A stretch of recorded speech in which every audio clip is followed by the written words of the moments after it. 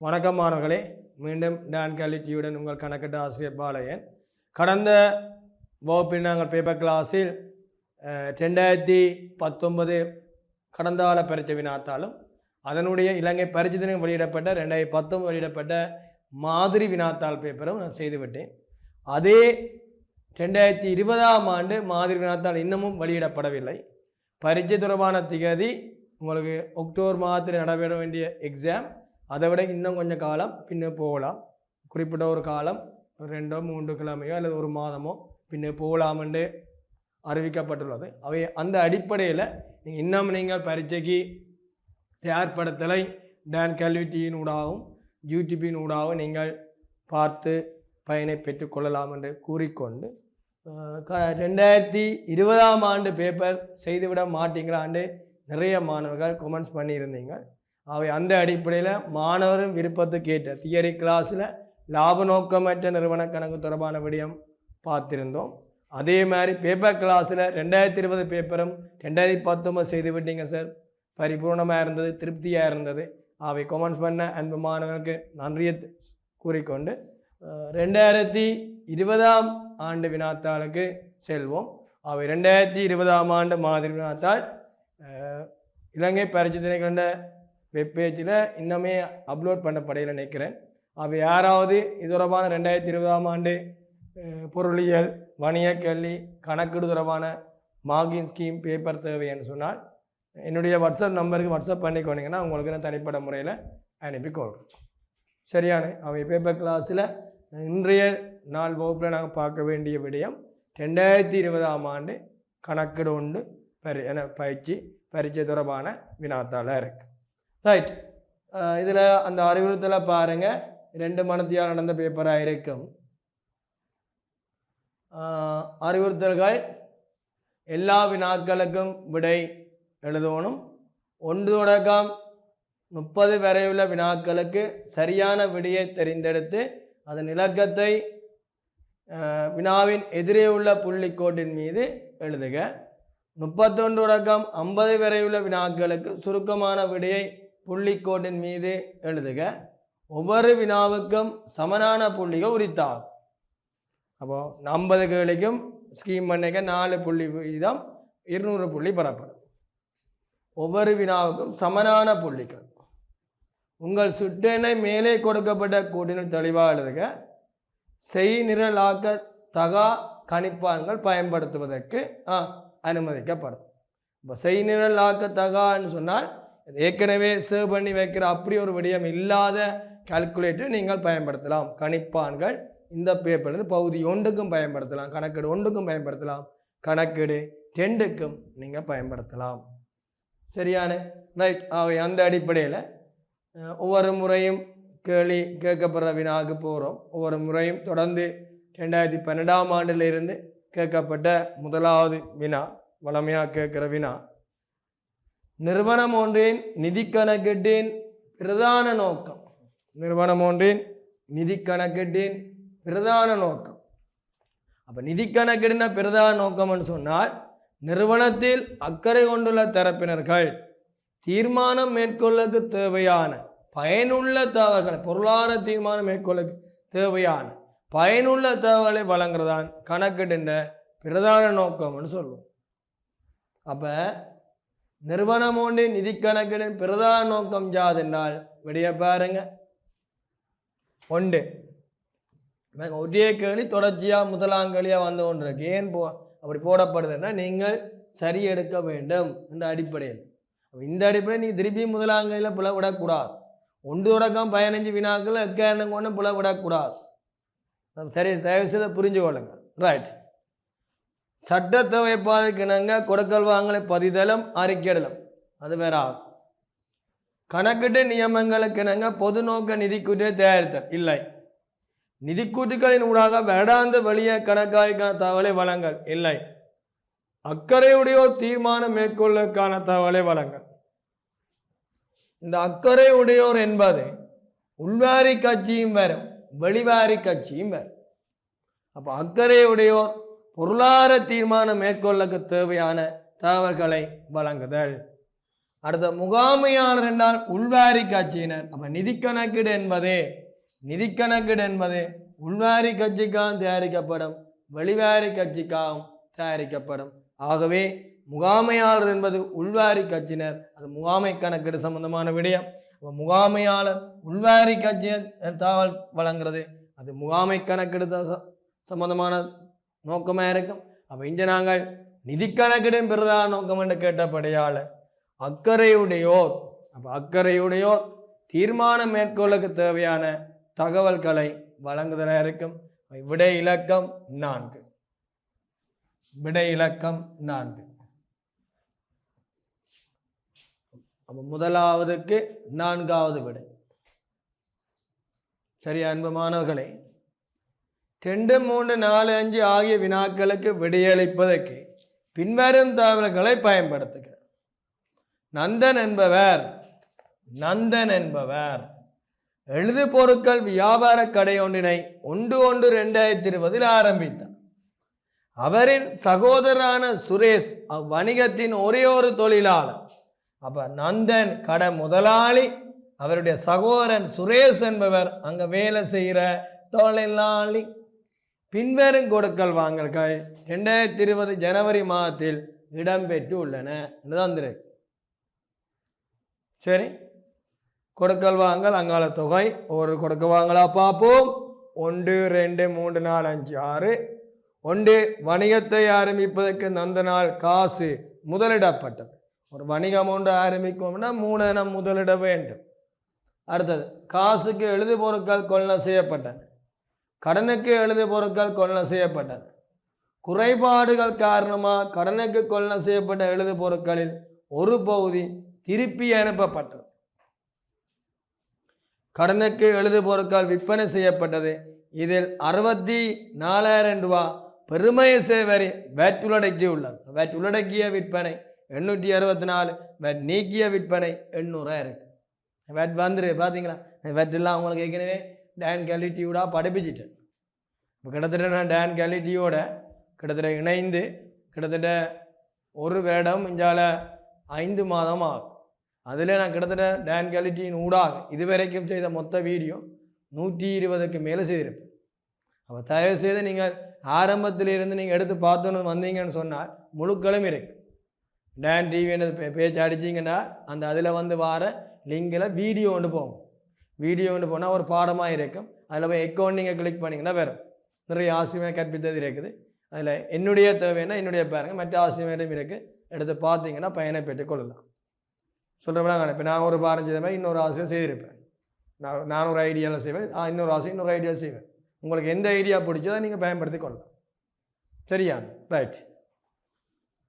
அடுத்தது சுரேஷுக்கு சம்பளம் செலுத்தியது 40. இம்மாதத்தில் விற்பனை செய்யப்பட்ட எழுது பொருட்களின் கிரியம் 500. அப்போ இதான் இந்த விற்பனை கிரியம்னு சொல்லுவோம். 31/1/2020 வணிகத்தினால் செலுத்த வேண்டிய மின்சார கட்டணம் 30. அப்போ இன்னும் மின்சார கட்டணத்துக்கு நாங்கள் செலுத்த வேண்டியது 30 கொடுக்கணும். கொள்வனவுகள் ஏனைய செலவுகள் மீது வட் இல்லை என கொள்க. அப்போ கொள்வனவுக்கும் ஏனைய செலவுக்கும் வட் இல்லை என்று எடுக்க கொள்ளட்டாம். இதெல்லாம் டீட்டெயில்ஸாக சொல்லுவாங்க. நீங்கள் ஒன்றும் குழம்ப தேவை இல்லையா? முழு விடயமும் சொல்லப்படும். சரி, எனக்கு கேட்ட கேள்வி போவோம்.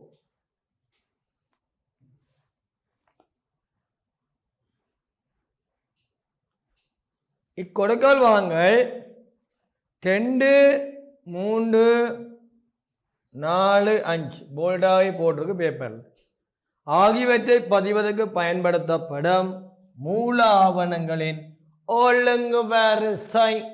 அப்போ மூல ஆவணங்கள் காசு பெறுவனவு, மூலப்பதிவேடு காசு பெறுவனவு 4 ஏடு, மூலாவணம் பற்றிச்சுட்டு காசு கொடுப்பனவு, காசு கொடுப்பனவு 4 ஏடு, கொடுப்பனவு கச்சாத்து. கடனுக்கு கொள்ளை செய்கிற மீளிப்பனை செய்ய நோக்குற கடனுக்கு பொருளை வாங்கி வச்சுக்கிறோம். ஆவே கொள்வனவு 4 ஏடு, கொள்ளை பட்டியல், அது பட்டியல் இல்லை விலைப்பட்டியல் நான் பேப்பரில் குறிப்பிடப்படும். கடனுக்கு நாங்கள் பொருளை விற்கிறோம் என்றால் விற்பனை பட்டியல் இல்லை என்ன, விற்பனை 4 ஏடு. கடனுக்கு விற்பனை செய்யப்பட்ட நிறுவனத்துக்குள்ள திரும்பினால் உத்திரும்பல், உத்திரும்பல் 4 ஏடு செலவுத்தாள். கடனுக்கு நான் கொலை செய்த வேணாம்னு திருப்பி அனுப்பினோம் என்றால் வெளி திரும்பல் நாளடே ஆகவே வரவுத்தான்.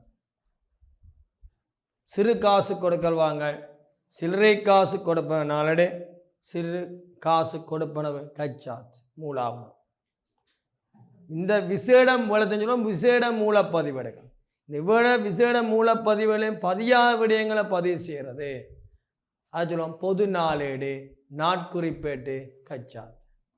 பொது நாளேடு நாட்குறிப்பேட்டு கச்சாத்துன்னு வேறு. சரியா? என்னை கேட்ட கேள்விக்கு போவோம். வணிகத்தை ஆரம்பிப்பதற்கு நந்தனா காசு முதலிடப்பட்டது. அது முதலாவது விடயம். அதை கொடுக்க வாங்க இலக்கம் கேட்கல. கொடுக்க வாங்க இலக்கம் 2, 3, 4, 5 தான் கேட்டுரு. அப்போ எழுதுபோல் விற்கிறேன்னா எழுதுபோலாம் சரக்கு ஆவி. எழுது பொருட்கள் கொள்ளை செய்யப்பட்ட என்றால் என்ன? எழுது பொருட்கள் நாங்கள் வாங்குறோம் என்று சொன்னால் கடன் என்று சொல்லல. அவை காசுக்கு எழுதுபோல் வாங்கியிருக்கிறோம். ஆவி கொடுப்பனவு கச்சாத்து. அவை கொடுப்பனவு உறுதிச்சீட்டு. அதான் கொடுப்பனவு கச்சாத்து. கடனுக்கு நாங்கள் எழுதுபோல் கொள்ளை செய்கிறோம் என்றால் அது கொள்ளா பட்டியல். குறைபாடு காரணமாக கடனை கொள்ளை செய்கிற பொருள் எழுதுபோல் ஒரு போய் திருப்பி அனுப்புகிறோம். நாங்களாம் திருப்பி அனுப்புகிறோம். நிறுவனம் தான் திருப்பி அனுப்புது. ஆய் வெளித்திருப்பாம். ஆய் வரவித்தாய் வரவித்தாய். அடுத்து 5வது கடனுக்கு எழுது பொருட்கள் விற்பனை செய்யப்பட்டது. அவை கடன் விற்பனை. அவை விற்பனை பட்டியல். விற்பனை பட்டியல். பட்டியல் இருக்குமா? அது குழம்பக்கூடாது. பட்டியல் இருக்கு. அப்போ சொல்லுங்க கொடுப்பனவு கச்சாத்து. இந்த கொடுப்பனவு உறுதிச்சீட்டுன்னு வந்திருக்கு. அடுத்தது கொள்ளவு பட்டியல். பட்டியல் வந்திருக்கு. அடுத்தது வரவுத்தாள். வரவுத்தாள். அடுத்தது விற்பனை பட்டியல். விடை இலக்கம் 2வதுக்கு 3வது விடை. அது ஏற்கனவே திருப்பி சொன்னான். இந்த பிரேக்கெட்டுக்கு தான் நீங்கள் கண்டிப்பாக விடையை குறிக்கணும். இதுக்குள்ளே நீங்கள் என்னவும் எழுதலாம். அது பிரச்சனை இல்லை. இந்த விடை சரியாக இருக்கும். அது ஞாபகம் வச்சுக்கணும். நீங்கள் எழுதுகிற பிரேக்கெட்டுக்கு அது வட்டியோ கிறுக்கியோ அல்லது இதில் மார்க் பண்ணக்கூடாது. இங்கே போட்டிருக்கும். விடை இலக்கம் 2வது வினாவுக்கு 3வது விடை. ரைட். வேறு ஃபைன்ஸ் இருக்கா எடுத்துக்கொள்ளுங்க. என் அடுத்த பக்கத்தில் மிச்ச 3வது 4வது 5ஆம் கேள்வி வருது. பாயிண்ட்ஸ் எடுத்துக்கொள்ளுங்க.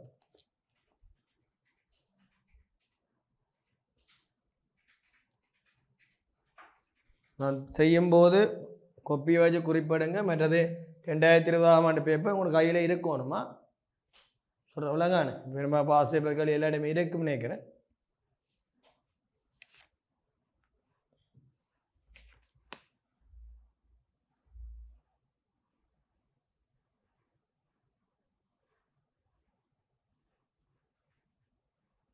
கொடுக்கல் வாங்கல் 1, 2, 3, 4 ஆகியவற்றின் தேறிய விளைவினை பிரதிபலிக்கும் சமன்பாடு என்ன இருக்கிறான் ஓடல இருக்கிறான்.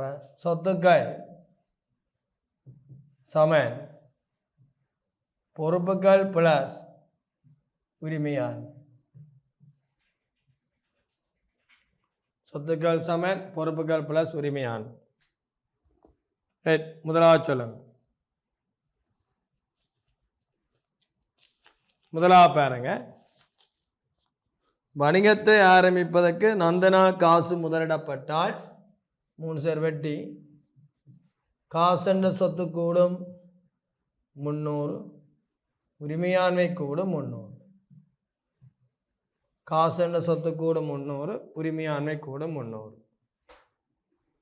2வது காசுக்கு எழுதுபொருள் கொள்ளை செய்யப்பட்டது 200. காசுக்கு வாங்கினோம் என்றால் சொத்திலேயே கூடி சொத்திலேயே குறை. சொத்து என்பது மாறாது. 3வது கடனுக்கு நாங்கள் எழுதுபொருள் கொள்ளை செய்தால் சொத்து கூடம் 550. பொறுப்பு கூடம் 550. சொத்து கூடம் பொறுப்பு கூடம்.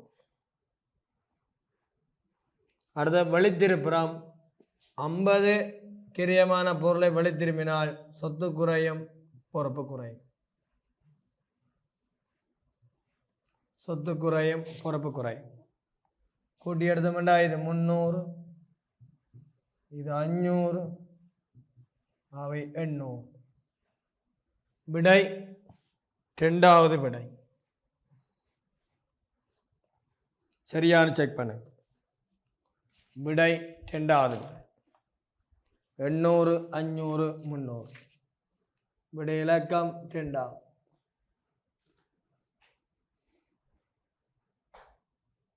அஞ்சூற்றம்பது நம்ம கழிச்சா 500, இது 300, 500, 300, 800. இதை கூட்ட வேற வேணுமா? இவ்வணிகமானது கடம்பட்டும் கட்டுப்பாடு கணக்கை பராமரிக்குமாயின் கொடுக்கல் வாங்கல் 5னை பதிவதற்கான சரியான நாக்குறிப்பேடு பதிவு. அப்போ 864க்கு 64 வெற்றி இருந்தால் நீக்கிய கடன் விற்பனை 800. அப்போ நோமலாக கடன் விற்பனைங்கிற அப்படின்னு சொன்னான் ராஜ் கவனிக்கணும். கடம்பட்டோன் கட்டுப்பாட்டு கணக்கு வர விற்பனை கணக்கு செலவு. இதான் கடன் விற்பனைக்குரிய பதிவு. வெட் உள்ளடக்கியதுக்கு சொன்னால் விற்பனை எந்த பக்கம் இருக்கோ அந்த பக்கம் வெட் பேர். அப்போ டபுள் ஏன்னு கடன்பட்டோன் கட்டுப்பாட்டு கணக்கு வரவே 864, விற்பனை கணக்கு செலவே 800, வெட்கணக்கு செலவே 64. அப்போ கடன்பட்டோன் கட்டுப்பாட்டு கணக்கு வரவே 864, விற்பனை கணக்கு செலவே 800, வெட்கணக்கு செலவே கட்டுப்பாட்டு கணக்கு செலவு 64. விடை நான்காவது விடை. நாலாவதுக்கு நான்காவது விடை. நான்காவது விடை பண்ணிக்கொள்ளும். கடன் விற்பனைக்கு என்ன பதிவு? கடன்பட்டோம் கட்டுப்பாட்டு கணக்கு வரவு, விற்பனை கணக்கு செலவு, வெட்கணக்கு செலவு. கடன்பட்டோம் கட்டுப்பாட்டு கணக்கில் வெட் உள்ளடக்கி வைக்கணும் 864, விற்பனை கணக்கில் செலவு வைக்கணும், வெட் நீக்கிய தொகை வைக்கணும், வெட்கட்டுப்பாட்டு கணக்கு செலவு.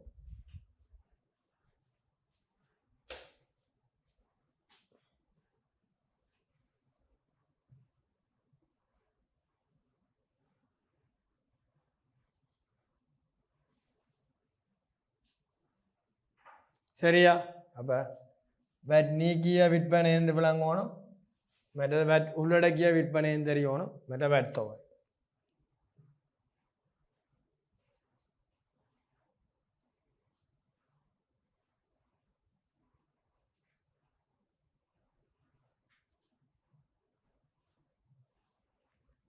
முப்பத்தொன்று 1/2000 முடிவடையும் மாதத்துக்கான இவ்வணிகத்தின் மொத்தலாம் என்ன, தேறியலாம என்ன?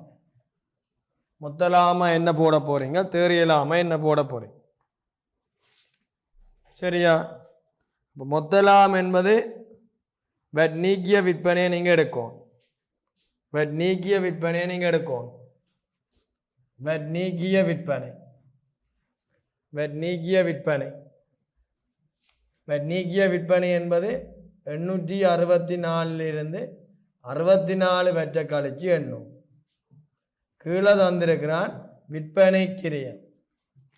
விற்பனை கிரியம் எவ்வளோ தந்திருக்கின்றாப்பன் கீழே வாசிங்க. இம்மாதத்தில் விற்பனை செய்யப்பட்ட எழுது பொருட்களின் கிரியம் 500. அப்போ சரக்கு என்பது இங்கே எழுது பொருட்கள். விளங்க தம்பி? சரக்கு என்பது எழுது பொருட்கள். இந்த ரோட்டால போகிறத பார்க்குறேன். சரக்கு என்பது எழுது பொருட்கள், காரியால எழுது பொருட்கள். அப்போ கழிச்சால் 300 மொத்த லாபம். 300 மொத்த லாபம். சரி, 300 மொத்த லாபம். இனி மொத்த லாபத்தோட வேற ஏனிய வருமானம் இருக்கான்னு பாருங்க. மொத்த லாபம் 300. நீட்டாக எழுதுவோணுமா?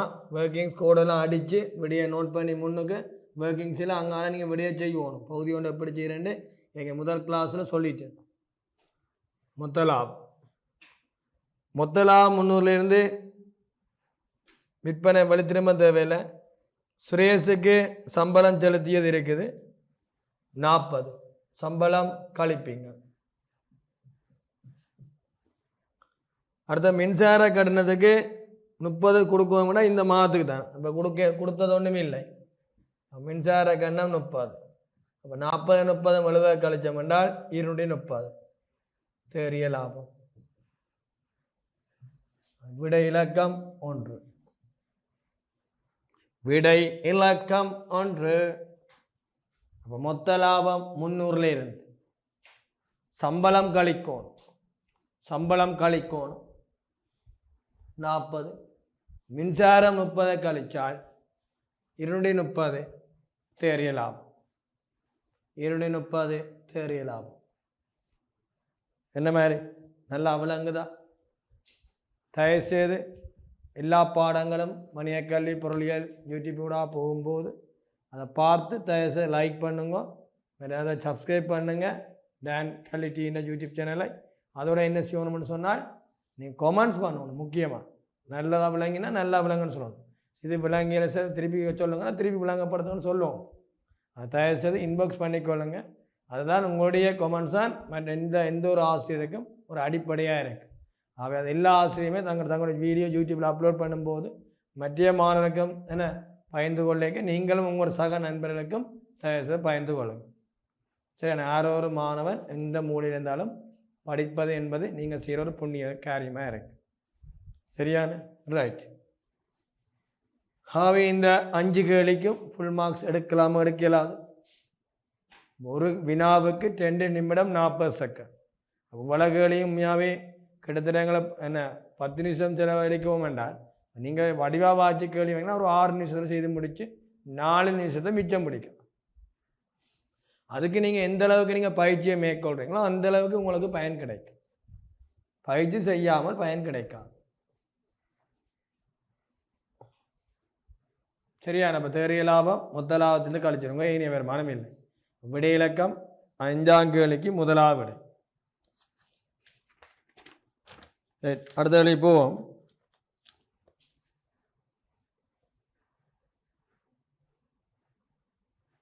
கேள்வி வாசிங்க. 6ஆம் 7ஆம் வினாக்களுக்கு விடையளிப்பதற்கு பின்வரும் தகவல்களை பயன்படுத்துக. வணிகம் ஒன்றானது தனது அனைத்து காசு கொடுக்கல் வாங்கல்களையும் வங்கி நடைமுறை கணக்கொன்றின் ஊடாக மேற்கொள்கின்றது. வங்கியின் ஒரு நடைமுறை கணக்கொன்றின் ஊடாக மேற்கொள்கின்றது. இவ்வணிகத்தின் 2020 பிப்ரவரி மாதத்துக்கான காசு கணக்கு மற்றும் வங்கி கூற்றுகளின் இறுதி மீதிகளில் எதுவித வேறுபாடுகளும் இருக்கவில்லை. அப்போ நாங்கள் செய்த வணிகம் ஒன்று தன அனைத்து காசு கொடுக்கல் வாங்கலையும் வங்கி நடைமுறை கணக்கொன்றினூடாக காசோலை மூலம் மேற்கொள்ளுது. இவ்வணிகத்தின் 2020 பிப்ரவரி மாதத்துக்கான காசு கணக்கு மற்றும் வங்கி கூற்றுகளின் இறுதி மீதிகளில் எதுவித வேறுபாடுகளும் இருக்கவில்லை. எனினும் அப்போ போன மாதத்தின் இறுதியில் காசு கணக்கு மீதிக்கும் வங்கி கூற்று மீதிக்கும் எந்த வேறுபாடும் இல்லை.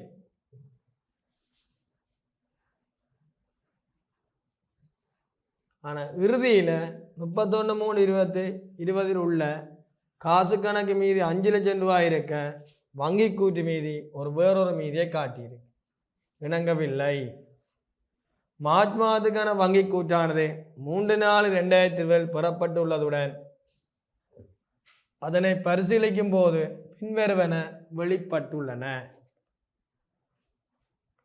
29/3/2020 வைப்பிலிடப்பட்ட 1 லட்சம் ரூபாய் காசோலை இன்னமும் வசூலிக்கப்படவில்லை.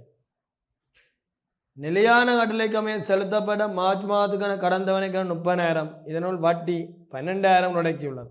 இப்போ தவணை பணம் கொடுக்க கடன் பணம் பெறும், வட்டியும் பெறும். அப்போ வட்டி தந்திருக்கு 12,000 என்றால் கடன் பணம் 18,000 இருக்கு. 30/3/2020 வங்கியில் வைப்பிடப்பட்ட 80,000 காசோலை ஒன்று மறுக்கப்பட்டிருக்கு. வைப்பு செய்த போது மறுக்கப்பட்டிருக்கு. வைப்பு செய்யக்கு என்ன பதிவு பதிஞ்சுங்களோ அதுக்கு எதிர்மாறு வைப்பு செய்யப்பட்டது எழுதி கொடுத்த மறுக்கப்பட்டதுக்குரிய மூலப்பதிவடு பொது நாளேடு மூலாவன நாட்குறிப்பிட்டு கச்சாது. முதலீட்டு வருமானம் 120,000 நேரடியாக வங்கி கணக்கில் செலவைக்கப்பட்டிருக்குது. வங்கி வசூலித்த முதலீட்டு வருமானமே இருக்கு. நேரடி வைப்புகள் நிலையாண்டில் கொடுப்பனவு மறுக்கப்பட்ட காசோலை என்பன வங்கி கூற்று பெறப்பட்ட பின் மட்டுமே புத்தகங்களில் பதியப்படும். மேலே உள்ள ஏசி உருப்படிகளானவை வணிகத்தின் 2 கடன்பட்டுவ நிலுவை மீதிகளை தீர்த்து கொள்வதற்காக எழுதப்படப்பட்ட காசோலையை குறிக்கிறது. ஏயும் சியும் கடன் போட்டதன் மீது பெறுவதற்காக பெற்ற காசோலையை குறிக்கிறது. என்ன வேறு தேவைக்கு வரலாம் தானே, கடன் போட்டோன்னு குறிப்பிட்டு காட்டியிருக்கு.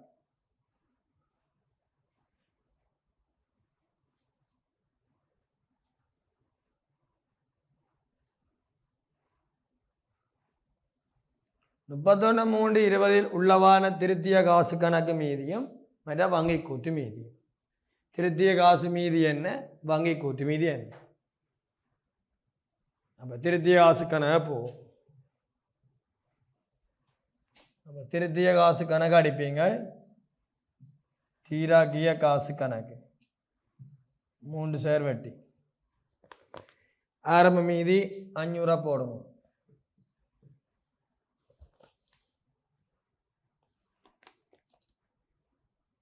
அடுத்த நேரடி வைப்பு என்பது அந்த முதலீட்டு வருமானம். நேரடி வைப்பு அந்த முதலீட்டு வருமானம் 120 வர வைங்க. அப்போ நிலையான அட்லை கம்மிய செலுத்தப்பட்ட தவணைப்படம் புல்லாக இருந்தானே, நிலையான அட்லை கொடுப்பனவு 30. வங்கியில் வைப்பிட காசுல மறுத்தால் வைப்பு ஜெயிக்க வரவு, மறுத்தால் செலவைங்க. மறுக்கப்பட்ட காசு 80.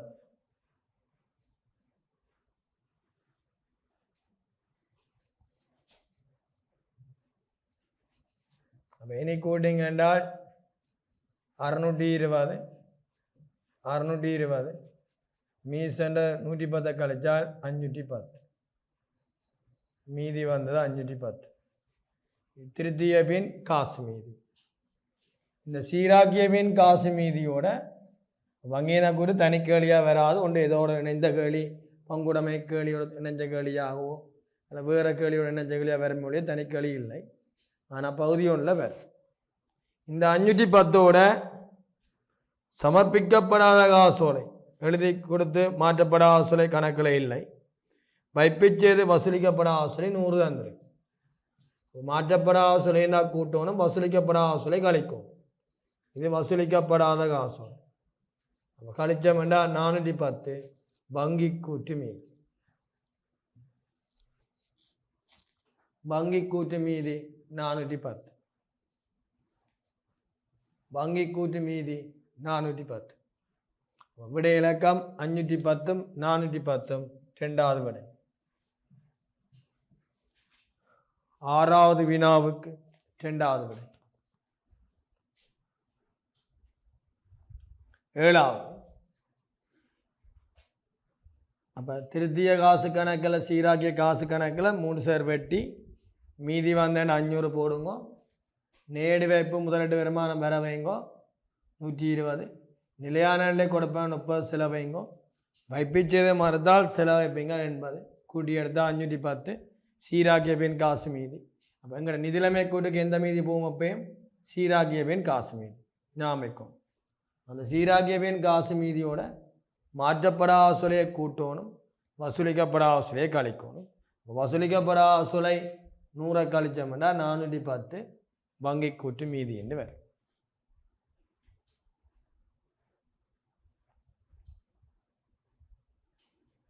ஏழாவது. 2020 மார்ச் மாதத்துக்கான லாபத்திலும் 31/3/2020 உள்ளான கடம்போட்டம் கட்டுப்பாட்டு கணக்கு மீதியிலும் ஏபிசிடி உருப்படினால் ஏற்படும் தேறிய விளைவு தாக்கம் என்ன இருக்கிறான், கூடுமா குறையுமான்னு இருக்கிறான். தேறிய விளைவுண்டா ஞாபகங்கோ, ப்ளஸ்ண்டா ப்ளஸ் பண்ணி மைனஸ்னா மைனஸ் பண்ணி இறுதியில் வார விடை. இறுதியில் வார விடை கூடுமா குறையுமான்னு கேட்டிருக்கான். இறுதியில் வார விடை கூடுமா குறையுமா இதான் கேட்ட விடை. சரி சரியா ரைட். லாபத்தை சொல்லுங்க. வைப்பிட்ட காசு வசூலிக்க வராது, ஸ்டார் பண்ணுங்க. அடுத்தது வட்டி செலவு 12. வட்டி செலவு லாபத்தை குறைக்கும். வட்டி செலவு லாபத்தை குறைக்கும். முதலீட்டு வருமானம் 120 லாபத்தை கூட்டும். வட்டி செலவினம் குறைக்கும், முதலீட்டு வருமானம் லாபத்தை கூட்டும். அப்போ 108 ப்ளஸ் இதில் யாருக்கா சந்தேகம் இருந்தால் கேளுங்க. முதலெட்டு வருமானம் 120 கூடும், வட்டி செலவு 12 குறையும், அவை 108 ப்ளஸ். அடுத்த கடம்போட்டம் கட்டுப்பாடு மீதில் ஏற்பட தாக்கம், முதலீட்டு வருமானம் இல்லை, வசூலிக்கப்பட ஆசிரியர் தாக்கம் பெறாது. அது ஏற்கனவே நான் காசு பெற்றால் காசு கணக்கு வர கடன் பண்ணிட்டு செலவு வச்சிருப்பேன். மறுக்கப்பட்ட காசோலை இருக்கு. வைப்பு செய்து மறுத்த காசோலை 80 நேரம், கடன் போட்டு காசு பெறும்போது காசு கணக்கு வரவு கடன் போட்டம் கட்டுப்பாட்டுக்கான செலவு, காசு கணக்கு வரவு கடன் போட்டம் கட்டுப்பாட்டுக்கான செலவு. மறுக்கப்படும் போது கடன் போட்டம் கட்டுப்பாடு கணக்கில் வர வைப்போம், காசு கணக்கில் செலவைப்போம். கடன் போட்டம் கட்டுப்பாடு கணக்கில் வர வைப்போம், காசு கணக்கில் செலவைப்போம். அப்போ கடன் போட்டம் கட்டுப்பாடு கணக்கில் வர வைக்கிறோமല്ലോ. அப்போ கடன் போட்டம் மீதியை நாங்கள் என்ன செய்யணும்? கூட்டணும். பண்ணிவிடுங்க. மற்ற வசூலிக்கப்பட சொல்லி அதை ஏற்கனவே பெற்றா பாய்ஞ்சிருப்போம். வங்கி கூட்டில் பேங்க் இன்னும் கணக்கெல்லாம் வசூலிக்காமல் இருக்க ஒழிய அது நாங்கள் பாய்ஞ்சிட்டோம். நாங்கள் பாய்ஞ்சிட்டோம்னா திருப்பி பதிவோமோ? இல்லை, வங்கி தான் பதிய. எங்களுக்கு அது தேவையில்லை அன்புமானவர்களே. ஆகவே மறுக்கப்பட்ட காசோலைக்குரிய பதிவு, கடன் பட்டம் கட்டுப்பாட்டு கணக்கு வரவு, காசு கட்டுப்பாடு இல்லை காசு கணக்கு, கடன் பட்டம் கட்டுப்பாட்டு கணக்கு வரவு, காசு கணக்கு. கடன் போட்டம் கட்டுப்பாடு கணக்கு வர வேண்டால் கடன் போட்டம் கட்டுப்பாடு மீது என்ன செய்யணும்? கூட்டம்.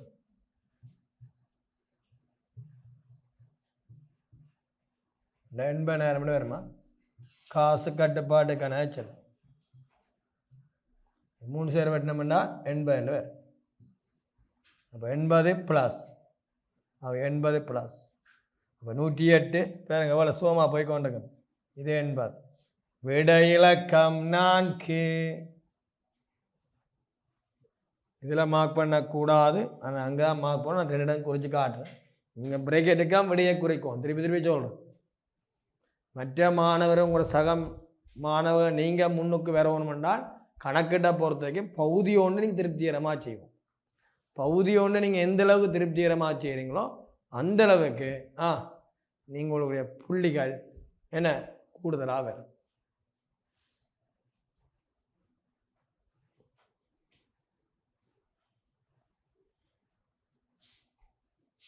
நோட் பண்ணிக்கொள்ள.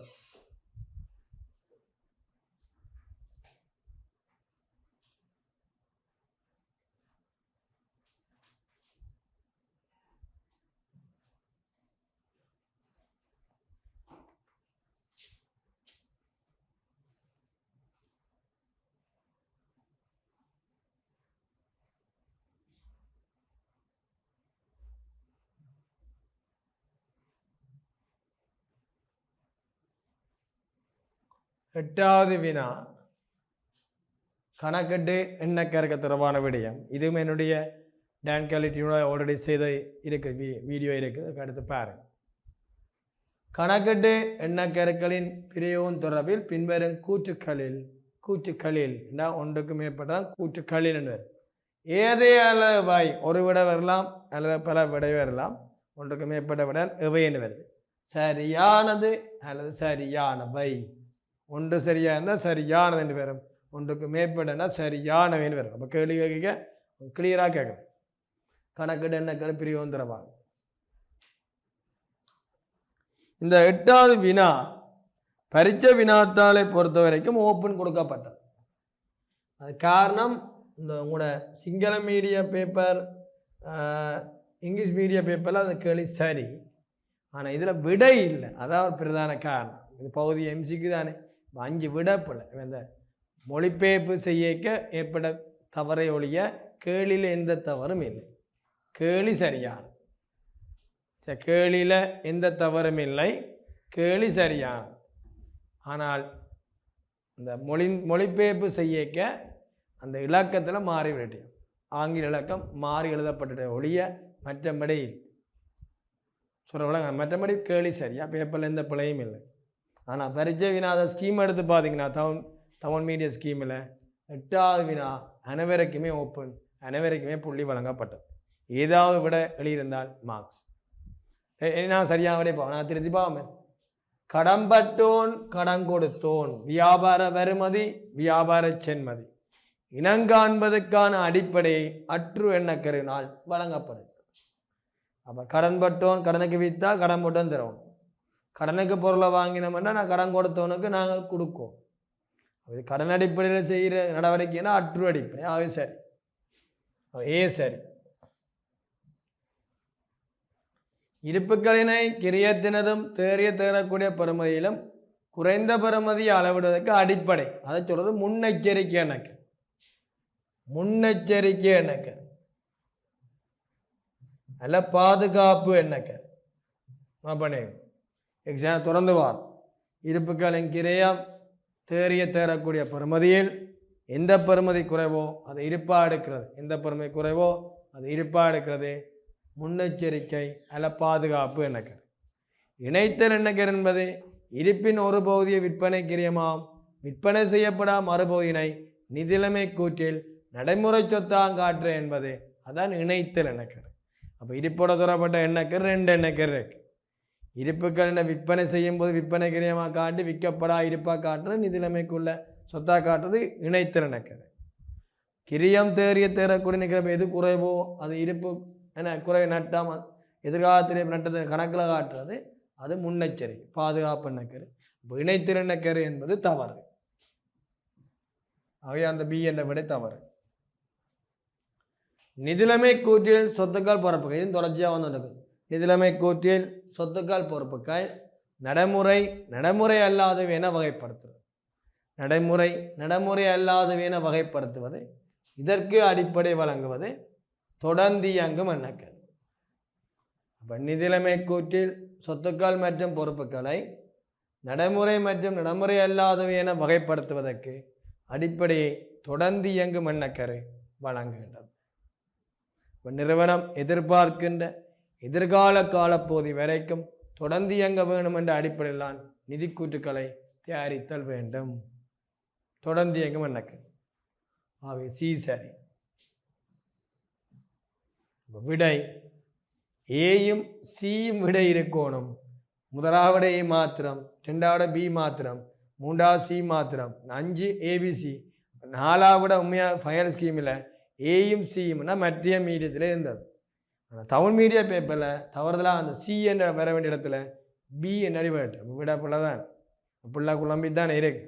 இந்த தவறு தான். ஆகவே பி என்ற இடத்துக்கு பதிலாக நீங்கள் வெட்டி போட்டு பேப்பரில் சின்னு மார்க் பண்ணி 4வது விடையை கொடுங்கோ. ஆனால் இந்த கேள்வி ஓப்பன் கொடுத்த காரணம் 4வது விடை சரியாக இல்லை, எந்த ஒரு விடையும் இல்லை, அதெல்லாம் ஓப்பன். இப்போ நீங்கள் கேட்கலாம் சி மாத்திரம் இருக்குத்தானே சார், சி கொடுக்கலாம், ஏ மாத்திரம் இருக்குத்தானே சார். அப்போ கொடுத்துக்கணும் பிள்ளை குழம்பு தான். ஏ மாத்திரம் செய்யறது பிள்ளை குழம்பு தான். என்ன விடை ஒன்றாக இருக்கும் ஏசி என்று இருந்தால் ஓகே, அப்படி இல்லை தான். ஆகவே ஓப்பன்.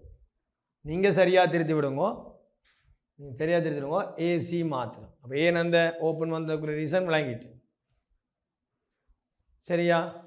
அதாவது பி வர வேண்டிய சி வர வேண்டிய இடத்துல பி வந்த தவறு, அதை வெட்டி போட்டு சியை மாற்றிக்கும்.